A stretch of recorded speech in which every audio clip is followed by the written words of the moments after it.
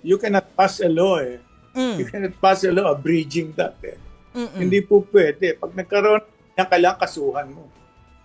O, yun lang ang tama. Ewan ko kung anong batas ang magagawa na hindi tataliwas sa konstitusyon. Pero ang pagkakaalam ko, hindi ka pwedeng gumawa ng batas na paninipisin mo ang kalayaan para sa pamamayad, no? Hindi po pwede yun. As a constitution yun eh.